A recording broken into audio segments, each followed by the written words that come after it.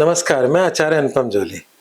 वृश्चिक राशि वाले लोगों के लिए आगामी सप्ताह अर्थात 20 अप्रैल से 26 अप्रैल के बीच में ग्रहों का आपके जीवन पे प्रभाव और उसका समाधान लेकर आया हूँ। तो मुख्य ग्रह तो चेंज नहीं हो रहे, पर चंद्रमा तो होता है। तो चंद्रमा वृषभ राशि से लेकर सिंह राशि तक का इसका संचरण रहेगा। और जो सप्ताह का पहला दिन है, उस समय उच्च के चंद्रमा के साथ शुक्र बैठे हैं, अर्थात अक्षय तृतीया का दिन है। और आप सबको अक्षय तृतीया की शुभकामनाएं। इस योग का मैं कुछ बात बताऊंगा। यहाँ पर अक्षय तृतीया में सूर्य भी उच्च का होता है, चंद्रमा भी उच्च का होता है। तो यहाँ पर चंद्रमा जो है वो वृश्चिक राशि वाले लोगों की भाग्य राशि का स्वामी है, और भाग्य राशि का स्वामी आपके जीवन साथी के घर में उच्च का हो रहा है, और जीवन साथी का स्वामी शुक्र भी वहीं बैठा है। तो ये जो कॉम्बिनेशन बना है इस अक्षय तृतीया पे, बहुत ही शुभ लाभकारी है। यहाँ पर आपको करना क्या है, आप पति पत्नी एक दूसरे को गिफ्ट दे सकते हैं, और वो आपके जीवन में बहुत लाभदायक होगा। और गिफ्ट में भी अगर चांदी का सिक्का इस प्रकार से कुछ देते हैं जो अपनी तिजोरी में रख सकें, तो और भी लाभकारी होगा, क्योंकि भाग्य का स्वामी और जीवन साथी का स्वामी दोनों संयुक्त हो रहे हैं, और वहां पर चंद्रमा उच्च का और शुक्र स्वैग्रही है। तो जीवन साथी के सहयोग से भाग्य में वृद्धि होगी। तो इस अक्षय तृतीया पे आप एक दूसरे को सोना या चांदी का सिक्का, और मैं कहूंगा चांदी का सिक्का देने से इस योग में ज्यादा लाभ मिलेंगे। चंद्रमा और शुक्र चांदी को रिप्रेजेंट करते हैं। तो चलिए आगे बढ़ते हैं। तो जब चंद्रमा 7वीं राशि से अष्टम में जाएगा तो वो अच्छा नहीं होता, अक्सर बताता हूँ। 9वां चंद्रमा की अपनी राशि है, भाग्य राशि है, जिसमें पुष्य नक्षत्र भी पड़ता है, तो भाग्य में वृद्धि कारक रहेगा। और उसके बाद करियर का चंद्रमा सदैव अच्छा होता है, मतलब 10वें घर का चंद्रमा सदैव अच्छा होता है। तो कुल मिलाकर बात है कि पूरा हफ्ता ठीक जाने वाला है इस 8वीं राशि को छोड़कर। तो पहले वो बताते हैं कि वो दिन कौन से हैं जिसमें आपको सावधान रहना है। तो वो दिन 21 अप्रैल दोपहर 1:01 अर्थात 21 अप्रैल को 1 बजे से 23 अप्रैल दोपहर 3:15 बजे तक आपको थोड़ी सी चिंताएं हैं। 3:15-13 है, तो इसमें थोड़ी सी चिंताएं बनी रहेंगी। ये समय बहुत ज्यादा रिस्क लेने का नहीं है। हालांकि इससे पहले सप्ताह की शुरुआत स्ट्रांग है, सप्ताह का अंत स्ट्रांग है। तो सप्ताह मध्य में ये आपका 21 से 23 तक का जो समय है वो थोड़ा सा चिंताजनक है। चलिए आगे बात करते हैं एक एक विषय को लेकर। तो सबसे पहले स्वास्थ्य की चर्चा कर लेते हैं, क्योंकि पहला सुख निरोगी खाया। स्वास्थ्य में थोड़ी बहुत समस्याएं दिखती हैं, क्योंकि आपका राशि स्वामी मंगल शनि के साथ और नीच के बुध के साथ बैठा है, और शनि के साथ उसकी बनती नहीं है, और नीच के बुध के साथ भी उसकी नहीं बनती, बुध को वो शत्रु मानता है। और यहाँ पर ये तीनों ग्रह का जो जमघट है, ये स्वास्थ्य संबंधी समस्याएं दे सकते हैं, खासकर पेट संबंधी समस्याओं की। तो इस समय पेट संबंधी समस्याएं आपको विकराल रूप ले सकती है, परेशान कर सकती है, तनाव दे सकती है, क्योंकि जो बुध है वो अष्टम का स्वामी है, और यहाँ नीच का बैठा है, और पंचम का स्वामी अष्टम में बैठा है। ये जो एक्सचेंज योग है ये भी आपके लिए चिंताजनक है। तो इस समय पेट संबंधी समस्याएं हो सकती हैं, जिसमें एसिडिटी, गैस्ट्रिक, कॉन्स्टिपेशन, इन सब चीजों को जितना हो सके बचें, खान पान को ठीक रखें। तो स्वास्थ्य के मामले में चिंताएं हैं। अब बात करते हैं करियर, व्यवसाय और नौकरी की। तो करियर, व्यवसाय, नौकरी के अंदर सूर्य करियर का लॉर्ड उच्च का है, परंतु छठी राशि के अंदर है।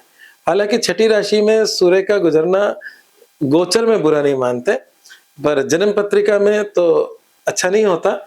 तो बस यही कह सकते हैं कि करियर में नौकरी पेशा लोगों के लिए समय ठीक ठाक है, और व्यवसायिक लोगों के लिए भी पार्शियल ठीक है। थोड़ी बहुत चैलेंजेस जैसे शत्रुओं की या इस प्रकार की आ सकती है, या थोड़े बहुत बड़े कर्जों की बातचीत हो सकती है। करियर, ये बिजनेस तभी चलेगा जब कोई बड़ा कर्जा आएगा। तो ये जो सूर्य है वो करीब 1 महीना 14-15 मई तक करीब रहने वाला है। तो इस बीच संभल कर रहें, कोई बड़ा कर्जा ना लें, किसी बड़े व्यक्ति से दुश्मनी मोल ना लें, ये थोड़ा सा आपको केयरफुल रहना होगा। तो बिजनेस में पार्शियल ठीक है, और नौकरी के लिहाज से समय ठीक है। हालांकि नौकरी के लिहाज से एक चिंताजनक जो बात लंबे समय से चलती आ रही है वो इस वृश्चिक राशि वालों के लिए, केतु इज देयर। केतु आपके करियर के खाने में बैठा है, और वो अभी नहीं जाने वाला। तो जो लंबे समय होता है वो गौण हो जाता है। अगर आपकी नौकरी इस लंबे समय में चलती आ रही है तो कोई ज्यादा चिंता करने की जरूरत नहीं है। केतु के लिए कुछ उपाय करते रहो। केतु के लिए गणपति की पूजा बहुत लाभकारी होती है। केतु के लिए मछलियों को दाना डालना बहुत अच्छा होता है। केतु के लिए चिड़िया कबूतरों को दाना डालना बहुत अच्छा होता है। केतु के लिए कुत्ते को रोटी डालना बहुत अच्छा होता है। सारी चैरिटीज हैं, अपने जीवन का हिस्सा बनाओ इसे। केतु की प्रॉब्लम से कुछ हद तक निजात पाओ। ठीक है, तो यहाँ पर अगर हम देखें तो जो प्रेजेंट समय है उसमें करियर के अंदर जो चीजें हैं वो थोड़ी बहुत मिली जुली हैं। आपके नौकरी पेशा लोगों के लिए लगभग ठीक है, बिजनेसमैन के लिए पार्शियल ठीक है। अब बात करते हैं आपके विवाह, वैवाहिक जीवन और प्रेम संबंधों को लेकर। तो वैवाहिक जीवन के लिहाज से तो मैंने आपको कहा कि जीवन साथी से भाग्योदय हो रहा है इस अक्षय तृतीया पे, इसलिए एक दूसरे को कोई ना कोई गिफ्ट दें। चांदी का आप कुछ ऑर्नामेंट दे देंगे, पत्नी को दे देंगे तो अच्छी बात है, और पत्नी आपको चांदी का सिक्का दे दे तो और भी अच्छी बात है। तो एक दूसरे से गिफ्ट लें। जो महिलाएं मतलब अपने मतलब हाउस वाइफ्स हैं तो वो अपने पति से पैसा लेके दे दे है ना, कोई चिंता की बात नहीं है, क्योंकि एक दूसरे ग्रह एक दूसरे पे असर करते हैं। तो ये छोटा सा उपाय जरूर करें। तो वैवाहिक जीवन के लिहाज से समय अच्छा है। प्रेम संबंधों के लिहाज से समय बिल्कुल अच्छा नहीं है। प्रेम संबंधों में आपके लॉस का लॉर्ड नीच का बैठा है बुध, मंगल शनि बैठे हैं, तो कुल मिला के बात है उसमें संघर्ष की स्थिति दिख रही है। कुछ गुप्त बातें जरूर प्रेम संबंधों में होती दिख रही हैं, जो आगे जाकर कष्टकारी हो सकती है। इस समय कुछ कष्ट बना हुआ होगा, तो इस प्रकार की बातें हैं। तो अभी प्रेम संबंधों को बाय बाय करें, नमस्कार करें, थोड़ी बहुत दिक्कतें उसमें बनी हुई है।